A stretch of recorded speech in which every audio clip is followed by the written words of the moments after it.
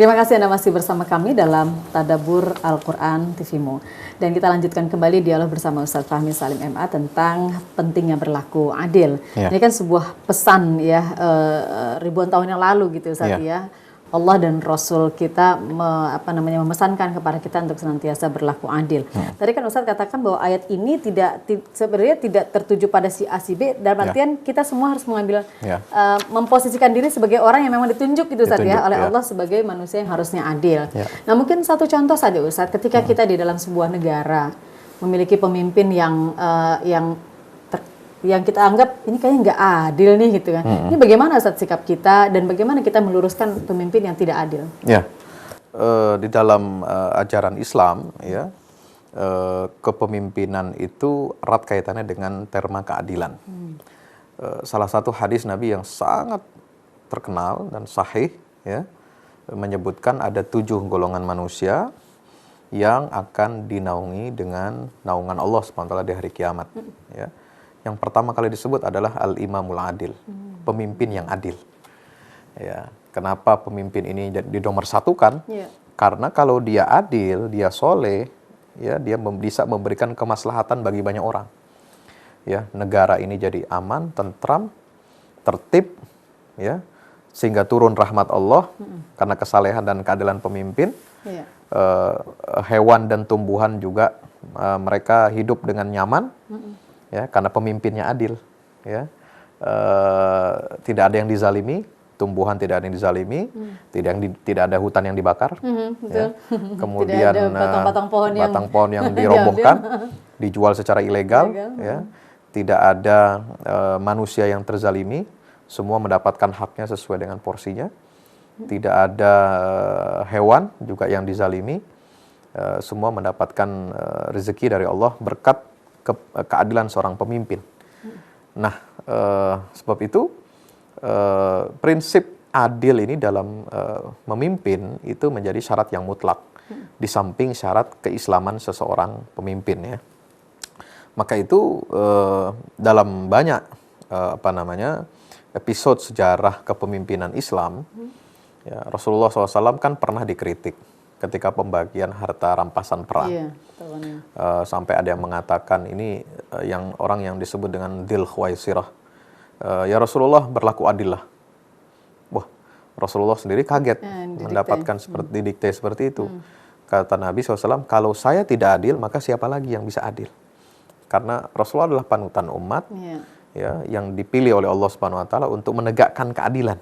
Ya, maka kita tidak boleh ragu dengan keadilannya Rasulullah. Dengan keadilan beliau dalam kepemimpinan, dengan keadilan beliau dalam semua persoalan urusan yang beliau tangani. Karena kan beliau memainkan berbagai macam peran ya Ustaz. Betul. Ya, bukan hanya sebagai nabi dan rasul, penyampai risalah, wahyu, tetapi beliau sebagai pemimpin umat, sebagai hakim, sebagai kadi, ya, sebagai panutan masyarakat, ya. Maka sikap adil ini yang sangat ditonjolkan dalam Islam. Itu yang dilanjutkan oleh para khulafaur rasyidin. Ya, para khalifah-khalifah yang mendapatkan petunjuk oleh Allah Subhanahu Wa Taala, adilnya mereka. Sehingga terkenal dalam pameo Arab itu adlu Umar. Keadilan Umar itu sudah sangat legendaris, ya. Menghukum siapapun yang melanggar aturan walaupun dia dari kalangan pemimpin di tengah-tengah umat Islam. Nah, sekarang kita susah nih kayak gitu. Sekarang susah ya, karena terlalu banyak kita disandera, pemimpin banyak disandera oleh kepentingan. Ya, oleh janji kampanye, ya. Banyak disandera oleh para donatur, ya. Kalau dulu memilih pemimpin itu sederhana. Ya, kepercayaan umat. Ya, tapi sekarang memilih pemimpin itu begitu banyak kepentingan yang bermain. Karena kita tertipu dengan perform ya. tertipu dengan pencitraan, ya. Performanya yang kemudian pakai simbol-simbol agama, simbol-simbol, gitu ya. simbol-simbol palsu, ya. Nah ini yang menyebabkan kerusakan model kepemimpinan kita hilang, tidak ada keteladanan gitu. Nah, oleh sebab itu sekarang tugas kita bersama untuk meluruskan hal-hal yang tidak benar. Nah, kalau kita lihat pernyataan para ulama ya Islam tentang adil ini, bahkan disebutkan oleh seorang ulama ya, Syekhul Islam Ibnu Taimiyah menyatakan bahwa inna juma'al hasanat al-adlu wa jima'as sayyi'at az-zulm, ya. Kunci daripada semua kebaikan itu berporos kepada keadilan. Dan kunci yang menjadi poros semua keburukan dan kejahatan ada pada kezaliman. Ya, ini betapa pentingnya pemimpin harus berlaku adil. Pemimpin kan ada juga kepala rumah tangga. Iya. Ya, Kullukum pemimpin ra'in perusahaan, gitu ya. kullukum ra'in wa kullukum mas'ulun an ra'iyati. Ya. Kalau ada terjadi keadilan, maka semua anggota yang kita pimpin jadi tentram. Kalau ada kezaliman, semua pasti nanti akan berontak. Itu akan membahayakan negara. Maka nasihat kepada pemimpin itu penting. Dalam memberikan nasihat untuk meluruskan pemimpin kalau dia berbuat curang, berbuat zalim, ya, harus menegakkan hukum. Jadi hukum ini harus kekuasaan hukum ini harus terpisah dari kekuasaan pemerintahan. Karena kalau pemerintah itu juga sebagai